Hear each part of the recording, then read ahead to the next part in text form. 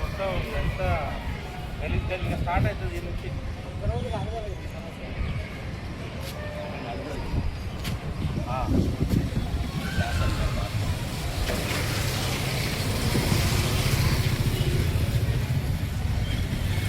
మళ్ళీ ఇంకా ఈ రోడ్డుకు నాకు అడ్డం ఇక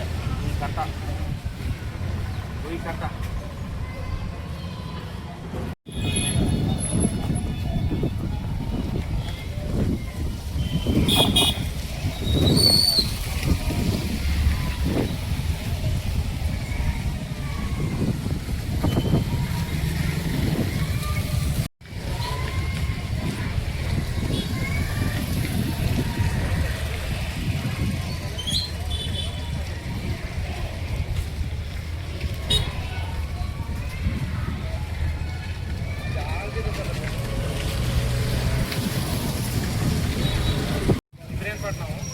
ఇది ఎన్నో ఏళ్ళకెళ్ళి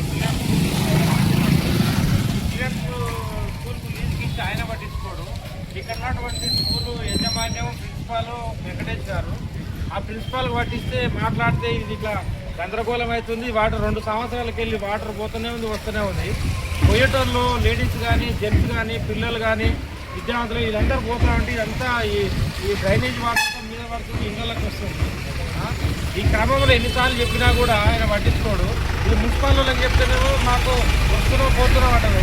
కానీ ప్రిన్సిపాల్ చెప్తే ఇంతమంది పిల్లలు చదువుతున్నారు, ఇలా చిన్న చిన్న పిల్లలు. ఈ వాసనకు ఆ పిల్లల మీద పడి, కూరగాయల మీద పడి, వస్తుంటే పోతుంటే బట్టల మీద పడి ఇదంతా వ్యవస్థ జరుగుతుంటే నడిపోతున్న నగర పంచాయతీలో ఎవరు పట్టించుకోకపోతే దీన్ని ఏమనాలి? ప్రజలు ఎంత ఇబ్బంది పడుతున్నారు. కనీసం వీళ్ళు కండ్లకు ఏమైనా గంతలు కట్టుకోరా, లేకపోతే ప్రభుత్వాన్ని వెళ్తారా? వచ్చిన వార్డు మెంబర్లు పట్టించుకో, కౌన్సిలర్లు పట్టించుకోరు, స్కూల్ యజమాన్యం పట్టించుకోరు, తర్వాత ఓనర్ పట్టించుకోడు, ఎవరు పట్టించుకోకపోతే దీని పరిస్థితి ఏంది? ఎన్నిసార్లు చెప్పినాము ఆయన చేస్తున్నాము, రోడ్ కటింగ్ అంటాడు, అదంటాడు, ఇది అంటాడు, ఆ ప్రిన్సిపాల్ తప్పించుకుంటాడు. ఆ మున్సిపల్ వచ్చి మేము చేస్తున్నామని చేసిపోతారు, మళ్ళీ అట్లా యథావిధిగా పోతుంది. అందుకే వచ్చి మేము 3 శక్తి కాలనీ నుంచి ప్రెసిడెంట్గా అందరం కూడా మేము డిమాండ్ చేస్తున్నాం. తక్షణమే మూపియకపోతే ఆ స్కూల్ మూపిచ్చేస్తాం, స్కూల్ బంద్ చేస్తాం. వాళ్ళు ఏం చేస్తారో మేము అడుగుతాం. ఏ స్కూల్ అది? ఎక్కడ? హై స్కూల్ ఇక పక్కనే అదే డ్రైనేజ్ అంతా రావడం కూడా అదే డ్రైనేజ్. స్కూల్ యజమాన్యం కూడా చోద్యం చూస్తారు. ఇది మేము మీతోటి ప్రెస్గా చెప్పేది. ఉన్నటువంటి మా కాలనీలోకి మురికి నీరు మొత్తం ప్రవహిస్తుంది. దాదాపు స్కూల్ స్టార్ట్ అయిన నుంచి ఇదే సమస్య. మొన్న ఈ మధ్యన ముసలామె ఈ నీళ్లు జారిపోయి కింద పడి మొక్కలకు దెబ్బలు తగిలినాయి. ఆమె పరిస్థితి లేవలేని పరిస్థితికి వచ్చేసింది. మేము ఎన్నిసార్లు మేనేజ్మెంట్ చెప్పినా వాళ్ళు స్పందిస్తలేరు, దాని మీద చర్య తీసుకుంటలేరు. దాన్ని బాగా చేయించినట్టు చేస్తారు, 4 రోజులకు మళ్ళీ ఎంబడే నీళ్లు వస్తూనే ఉంటాయి. స్కూల్కి పోయే పిల్లలు కానీ పెద్దలు కానీ ముసలోళ్ళు కానీ నానా రకాలుగా ఇబ్బంది పడుతున్నారు. బండి మీద పోతుంటే పక్కపడి నడుచుకుంటూ పోతున్న మీద నీళ్లు జిల్లి అసలు అసహించుకొని వాళ్ళ ఇంటికి పోయి స్నానాలు చేసే పరిస్థితి. కాబట్టి దయచేసి మేము గతంలో కూడా కోరినాము యజమాన్యాన్ని, ఇప్పుడు కూడా కోరుతున్నాం. వాళ్ళు చర్య తీసుకోకపోతే స్కూల్ ముందు ధర్నా చేస్తాం, స్కూల్ కూడా బంద్ చేయించడానికి ప్లాన్ చేస్తాం. మా కాలనీకి ఇది చాలా ఘోరంగా తయారైంది. ఈ వాసన భరించలేక నానా ఇబ్బందులు పడుతున్నాం. ఈ వాసనతోటి నీళ్లు వచ్చి మొత్తం దోమలు ఈగలతోటి నానా రకాలుగా వ్యాధులు కూడా వస్తున్నాయి. చాలామంది పిల్లలకు మలేరియా లాంటి వ్యాధులు వస్తున్నాయి. ముసలోళ్ళు కూడా చాలా ఇబ్బంది పడుతున్నారు. కాబట్టి దయచేసి మేమేదో ఈ బ్రిలియంట్ స్కూల్ యజమాన్యం మీద మేము కోపంతో కాదు, మా సమస్యను వివరించి చెప్తున్నాం. కాబట్టి ఎంబడే ఈ డ్రైనేజీ సమస్యను శాశ్వత పరిష్కారం చేయాలి. ఏదో తాత్కాలికంగా మేము ఘోరంగానే వస్తున్నారు అట్లా కాదు. శాశ్వతమైనటువంటి పరిష్కారం పెద్ద పైపులు వేస్తారా లేకపోతే ఏం చేస్తారో దాన్ని చేయాలని చెప్పి సందర్భంగా ప్రెస్ వాళ్ళతోటి మేము కమిషనర్ కూడా విజ్ఞప్తి చేసినాం. ఇప్పుడు కూడా కమిషనర్కు మీ ముఖంగా ప్రెస్ ముఖంగా కూడా మేము తెలియజేసుకుంటున్నాం.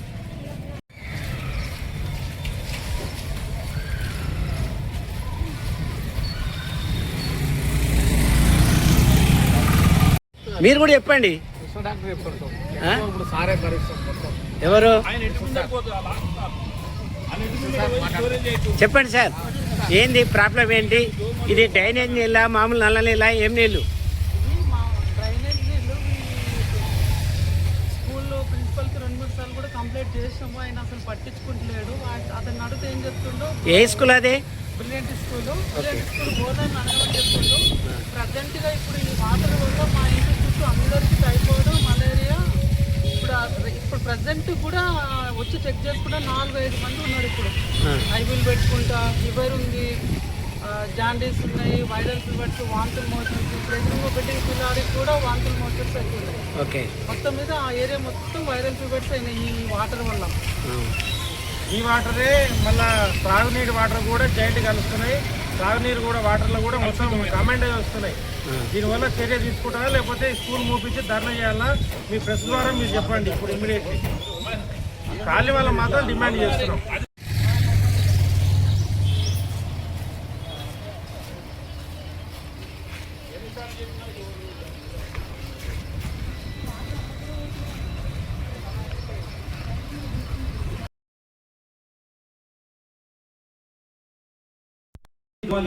టైఫాయిడ్, కలరా ఇవన్నీ వచ్చే ప్రిన్సిపాల్ గారు, ఇప్పుడు మనము ఆ కృష్ణ డాక్టర్ దాకా పోదాం.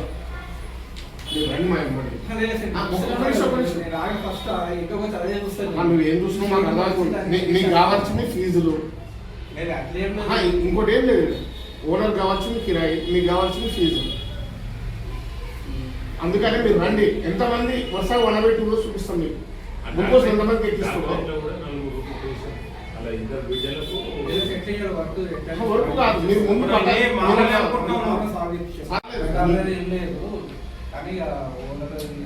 ఓనర్ మాకు సంబంధం లేదు. మాకు ఆ డ్రైనేజీలు వచ్చి తీస్తారు, తీసిన తెల్లారి నుంచే మళ్ళీ స్టార్ట్ అయింది. తీయగానే ఏం లేదు,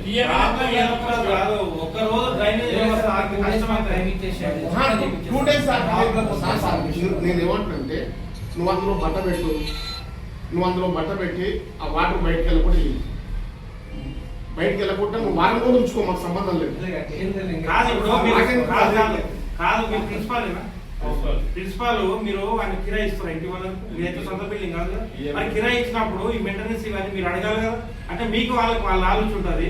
పిల్లలు నష్టపోతారు, ముసలి పడుతారు. ఇప్పుడు అన్నట్టుగా ఇంత వ్యవస్థ వస్తుంటే మీరు ఇట్లా నిమ్మకి నీరు కూర్చుంటే ఎట్లయితే? ఇది బయట లేదు, దూరం అవుట్స్కట్స్ లో లేదు, ఖాళీ నడుపుతులో ఉంటుంది. బండి మీద పోతుంటే పక్కపడి నడుచుకుంటూ వస్తుంటారు, వాళ్ళు మూటలు ఇట్లా మూసుకొని వస్తుంటారు. ఈ బండి నీళ్లు లభం అనగానే అలపించేస్తారు. అది ఎంత తిట్టుకుంటారు వాళ్ళు. ఒక ప్రిన్సిపాల్ మీరు 2 రోజులు కాదు, ఇప్పుడు ఆ బస్తా పెట్టేసేదంట. మన స్కూల్కి వచ్చే పిల్లలు కూడా అలాగే నడుచుకుంటూ వస్తారు. అవును, మీకు ఆదివారం ఏం చేసారు? మీరు ఆదివారం పట్టించుకోవాలి. ఒక రోజు మీరే రావాలి కదా, పిల్లలతో ఒక ఆదివారం 2 రోజులు అవుతుందండి వెంకటేష్ గారు. మరి ఒక ఆదివారం నాడు వచ్చి వర్క్ చేపిస్తే పిల్లలు కూడా డిస్టర్బ్ కాదుగా. కాపాడుకున్న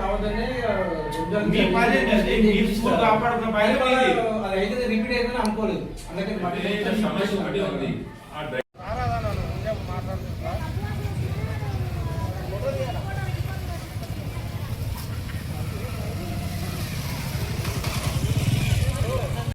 ఏదో పెట్టుకొస్తా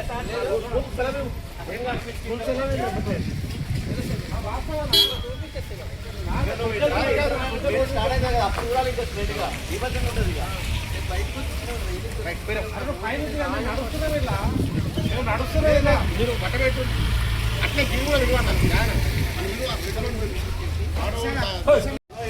మొత్తం కరెంటు కొట్టేస్తారు. ఇక మొత్తం ఈ కరెంటు ఏం కూడా వస్తారు మరణం కొట్టేసుకుంటే అంటే కొట్టేసుకుంటే 2 లైన్లు రోజు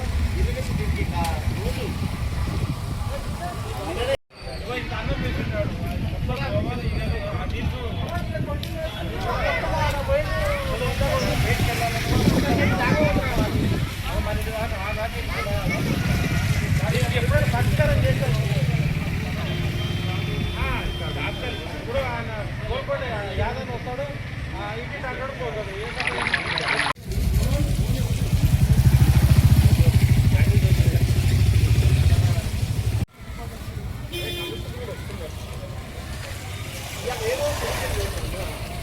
కదే చెప్తున్నా బట్ట పెట్టి పక్కన చెప్తున్నా అంతే. బట్ట రాదు గడికెళ్ళి